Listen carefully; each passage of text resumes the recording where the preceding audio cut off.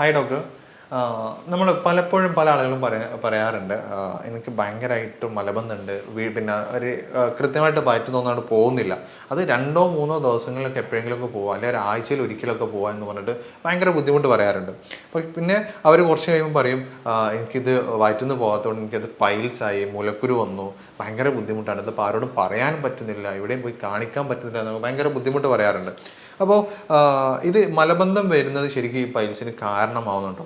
അപ്പോൾ അങ്ങനെയാണെങ്കിൽ, അങ്ങനെ കാരണമാവുന്നുണ്ടെങ്കിൽ നമ്മൾ ഇപ്പം ഈ പൈൽസിനാണെങ്കിലും ഈ പറഞ്ഞ പോലെ ഈ പറഞ്ഞ വയറ്റിൽ നിന്ന് പോവാത്ത ഇഷ്യൂ ആണെങ്കിലൊക്കെ നമുക്കത് എങ്ങനെ വീട്ടിൽ നിന്ന് തന്നെ നമുക്ക് ക്യൂർ ചെയ്യാൻ പറ്റും? കാരണം എല്ലാവർക്കും ഇപ്പം ഈ പറഞ്ഞ പോലെ പുറത്ത് പോയി ചികിത്സിക്കാനോ അല്ലെങ്കിൽ പുറത്ത് പോയിട്ട് കാണിക്കാനോ പറ്റുന്ന സാഹചര്യം ആയിക്കോളാം എന്നില്ല. അപ്പോൾ ഇങ്ങനെയുള്ളൊരു കണ്ടീഷനിൽ നമുക്ക് എന്തൊക്കെ നമുക്ക് വീട്ടിൽ നിന്ന് തന്നെ ചെയ്യാൻ പറ്റും?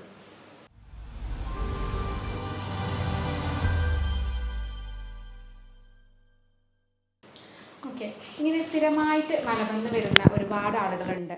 ഈ മലബന്ധം എന്ന് പറയുമ്പോൾ നമുക്ക് മലം അതിലൂടെ പോകാനുള്ളൊരു തടസ്സം കാരണമാണ് ഇങ്ങനെയുള്ള ബുദ്ധിമുട്ട് വരുന്നത്. പലപ്പോഴും പൈൽസ് പോലെയുള്ള രോഗങ്ങളിൽ തന്നെയാണ് നമുക്ക് മലബന്ധം വരുന്നത്.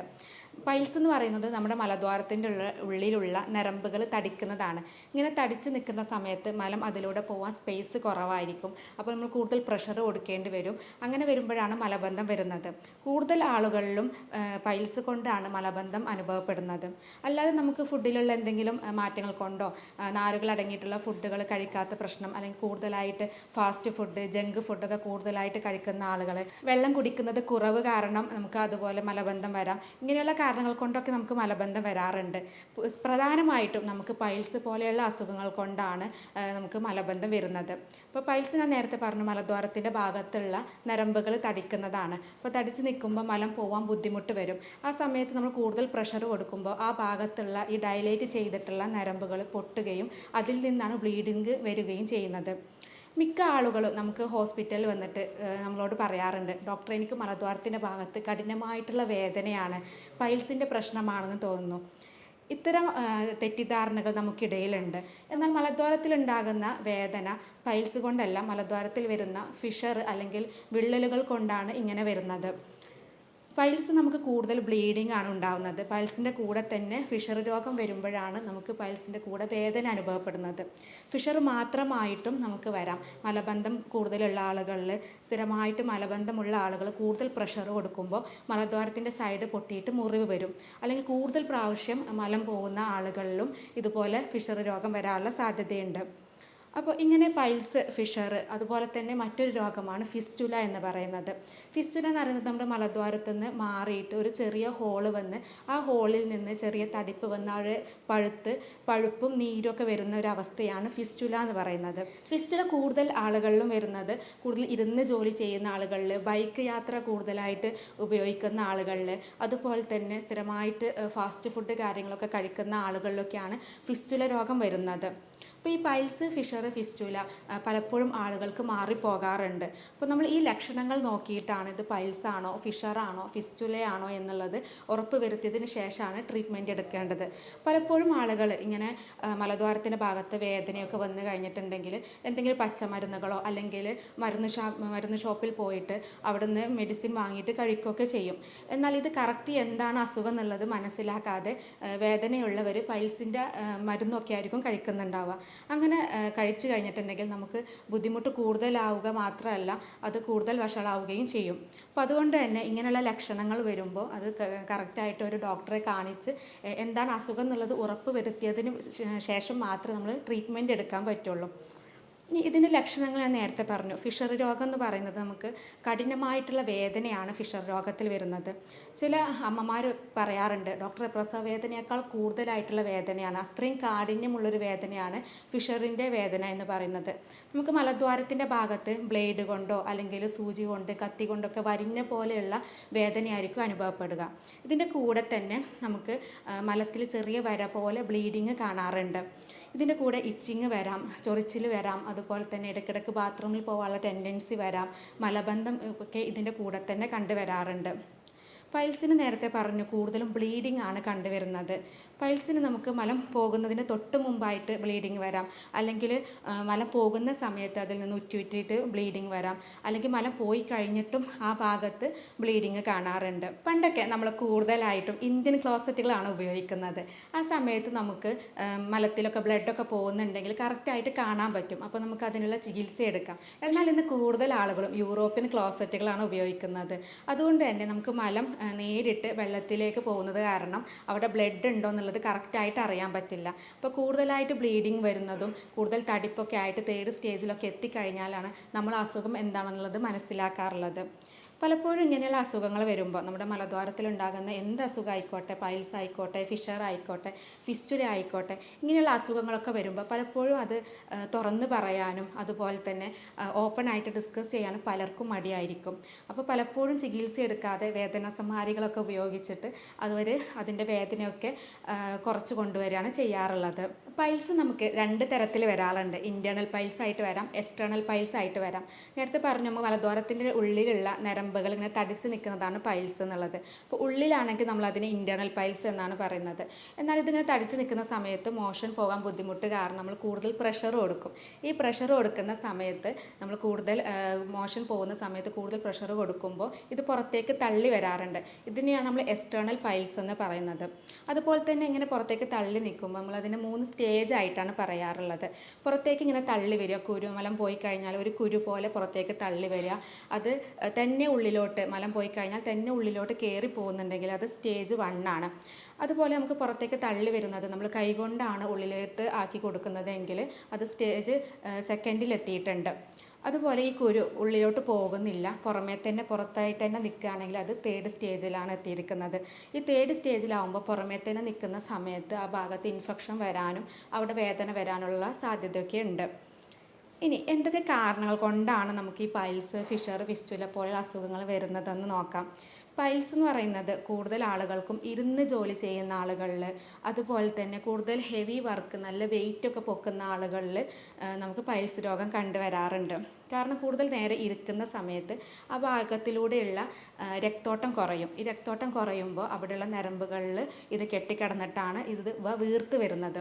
അതുപോലെ തന്നെ കൂടുതൽ നമ്മൾ ഹെവി ഒബ്ജക്ട്സ് ഒക്കെ ഇങ്ങനെ എടുക്കുന്ന സമയത്ത് കൂടുതൽ പ്രഷർ കൊടുക്കുമ്പോഴും ഇത് പുറത്തേക്ക് തള്ളി വരാനും പൈൽസ് പോലെയുള്ള രോഗങ്ങളൊക്കെ വരാനുള്ള സാധ്യതയുണ്ട്.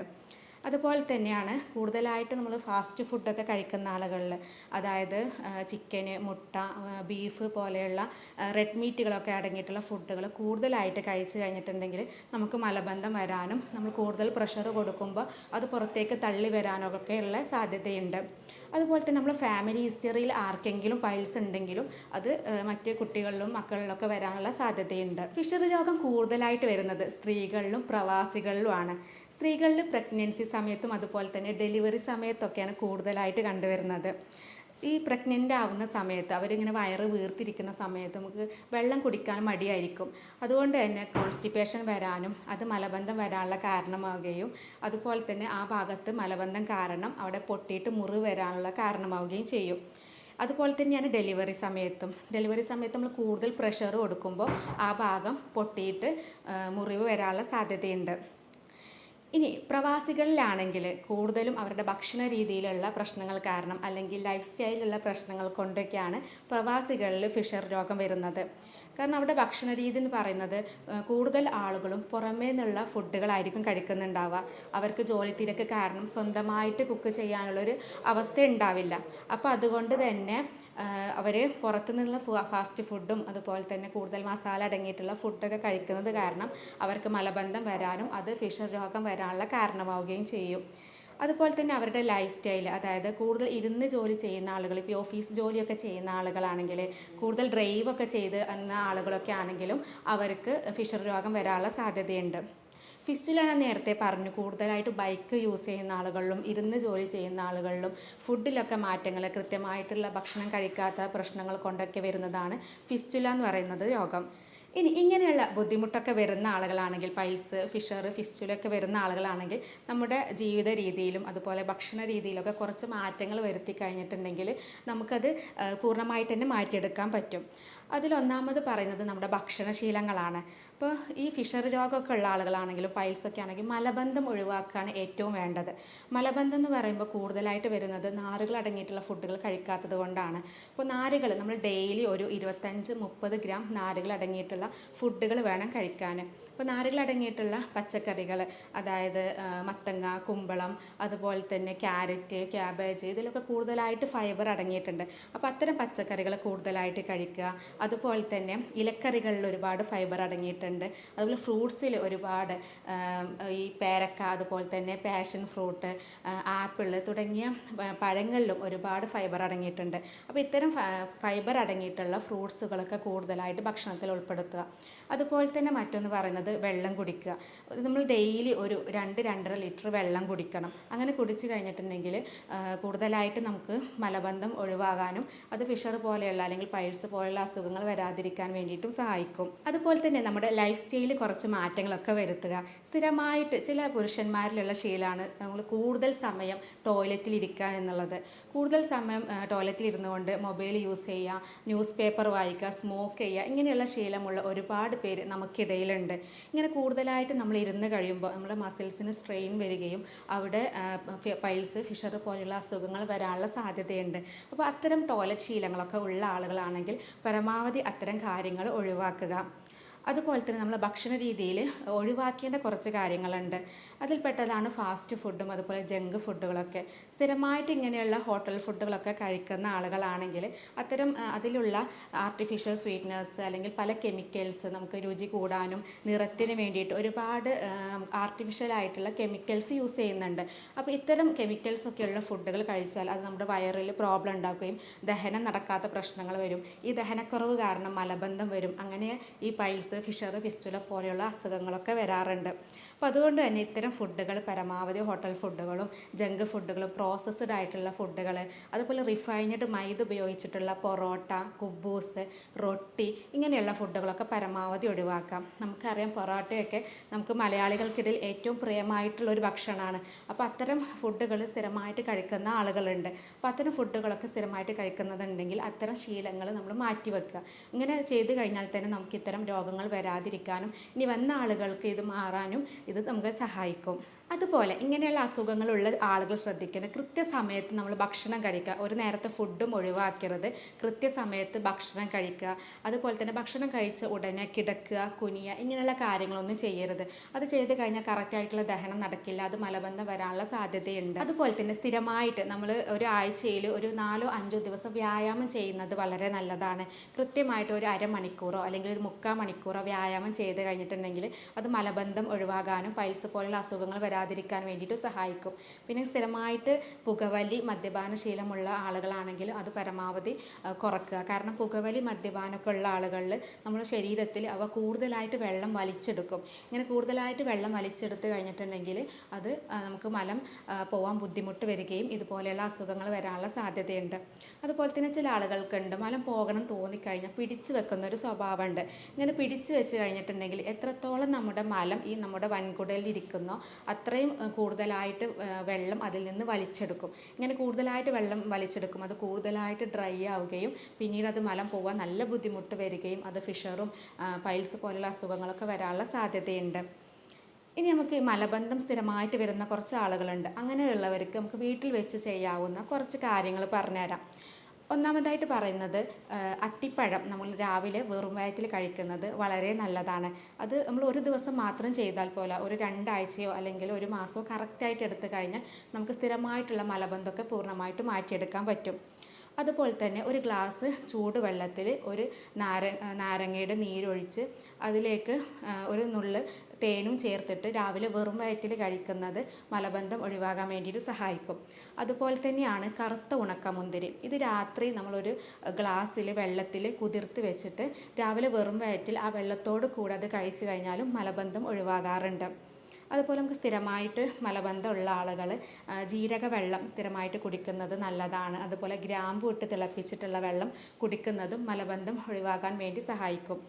ഇനി നമ്മൾ ഫിഷറി രോഗത്തിൻ്റെ ഒരു ലക്ഷണം പറഞ്ഞത് മലദ്വാരത്തിലുണ്ടാകുന്ന കഠിനമായിട്ടുള്ള വേദനയും പുകച്ചിലുമാണ് അല്ലേ. ഇങ്ങനെയുള്ള ആളുകൾ നമുക്ക് വീട്ടിൽ വെച്ച് ചെയ്യാവുന്ന ഒരു കാര്യം പറഞ്ഞുതരാം. അതാണ് സിറ്റ്സ് ബാത്ത് എന്ന് പറയുന്നത്. ഇത് എല്ലാവർക്കും അറിയാവുന്നതാണ്. നമ്മൾ വട്ടത്തിലുള്ള ഒരു പാത്രത്തിൽ അരഭാഗം ചൂടുവെള്ളം എടുത്ത് അതിൽ കുറച്ച് നേരം ഒരു 10-15 മിനിറ്റ് കുറച്ച് കല്ലുപ്പ് ഇട്ടതിന് ശേഷം 10-15 മിനിറ്റ് ഇരിക്കുക. ഇങ്ങനെ ഇരുന്ന് കഴിഞ്ഞിട്ടുണ്ടെങ്കിൽ നല്ല വേദന കുറയാനും അവിടെയുള്ള മുറിവുണ്ടെങ്കിൽ അത് ഉണങ്ങാനും രക്തോട്ടം കൂടാനൊക്കെ സഹായിക്കും. അത് സ്ഥിരമായിട്ട് 2 നേരം ഡെയിലി ചെയ്യുന്നത് നമുക്ക് ഫിഷർ രോഗമൊക്കെ പൂർണ്ണമായിട്ട് മാറാൻ വേണ്ടി സഹായിക്കും.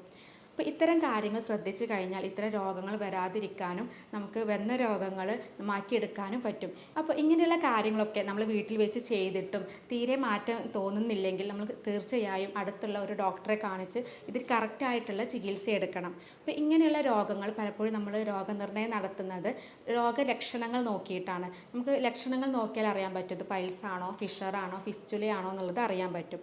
പിന്നെ അതുപോലെ നേരിട്ട് വരുന്ന പേഷ്യൻസ് ആണെങ്കിൽ നമ്മൾ ആ ഭാഗത്ത് പരിശോധന നടത്താറുണ്ട്, റെക്ടൽ എക്സാമിനേഷൻ നടത്തും. അപ്പോൾ നമുക്കത് കണ്ടു കഴിഞ്ഞാലും അറിയാൻ പറ്റും ഇത് എന്താണ് അസുഖം എന്നുള്ളത്. ഇനി ചില ആളുകൾ ഇൻറ്റേർണൽ പൈൽസ് ഒക്കെ ആണെങ്കിൽ സ്ഥിരമായിട്ട് മലബന്ധം ഉണ്ടാവും, പക്ഷെ പുറമേക്ക് ബുദ്ധിമുട്ടൊന്നും ഉണ്ടാവില്ല. അപ്പോൾ ഉള്ളിലുള്ള കാര്യങ്ങൾ അറിയണമെങ്കിൽ ഉള്ളിലോട്ട് കുഴലിറക്കിയിട്ടുള്ള ടെസ്റ്റ് ഉണ്ട്, കൊളനോസ്കോപ്പി എന്ന് പറയും. ആ ടെസ്റ്റ് ചെയ്ത് കഴിഞ്ഞാൽ നമുക്ക് എന്താണ് അസുഖം എന്നുള്ളത് അറിയാൻ പറ്റും. ജർമ്മനിയിൽ നിന്ന് ഇറക്കുമതി ചെയ്യുന്ന പൊട്ടൻസി മരുന്നുകളാണ് നമ്മളിവിടെ ഉപയോഗിക്കുന്നത്. അതുകൊണ്ട് തന്നെ ഇത്തരം രോഗങ്ങൾ നമുക്ക് ഫലപ്രദമായിട്ട് ചികിത്സിക്കാൻ പറ്റാറുണ്ട്. ഇനി നേരിട്ട് ഹോസ്പിറ്റലിലേക്ക് വരാൻ ബുദ്ധിമുട്ടുള്ളവർക്ക് നമ്മൾ മെഡിസിൻ കൊറിയറായിട്ട് വീട്ടിലേക്ക് എത്തിച്ചു കൊടുക്കുകയും ചെയ്യുന്നുണ്ട്. അപ്പോൾ ഇത്തരം ഓൺലൈൻ കൺസൾട്ടേഷനെ കുറിച്ചും ഇത്തരം ചികിത്സാ രീതിയെക്കുറിച്ചും അറിയണമെങ്കിൽ താഴെ കാണുന്ന നമ്പറിൽ ബന്ധപ്പെടാവുന്നതാണ്. സ്നേഹത്തോടെ doctor Semiya, doctor Basil's homeo hospital, Pandikkad, Malappuram ജില്ല.